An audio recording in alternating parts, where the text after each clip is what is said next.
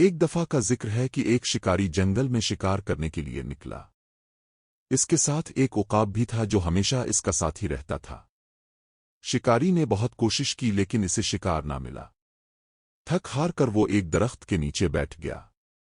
شدید پیاس کے باعث وہ پریشان تھا کہ اچانک درخت کی ایک شاخ سے پانی ٹپکنے لگا۔ شکاری خوشی خوشی اپنا پیالہ نکال کر پانی بھرنے لگا۔ ابھی وہ پانی پینے ہی والا تھا کہ عقاب نے پر مار کر اس پیالے کو گرا دیا۔ شکاری حیران ہوا مگر خاموش رہا۔ دوسری بار اس نے پھر پیالہ بھرا لیکن عقاب نے دوبارہ آ کر اسے گرا دیا۔ شکاری کو غصہ آیا مگر اس نے ضبط کیا۔ تیسری بار جب اس نے پیالہ بھرا تو عقاب نے پھر وہی کیا۔ اب شکاری کا صبر ٹوٹ گیا۔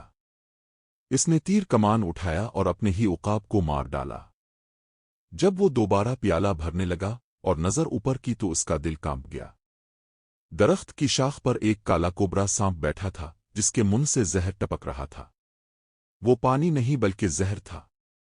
شکاری کے ہاتھ کانپنے لگے، آنکھوں سے آنسو بہنے لگے۔ اسے احساس ہوا کہ اس نے اپنے سچے ساتھی کو ناحق مار دیا۔ وہ اپنے عقاب کے پاس بیٹھ کر روتا رہا اور سوچتا رہا کہ جلد بازی اور غصے نے اس سے کتنی بڑی غلطی کروا دی۔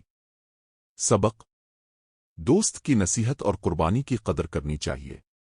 بعض اوقات وہ بات جو ہمیں بری لگتی ہے دراصل ہماری بھلائی کے لیے ہوتی ہے۔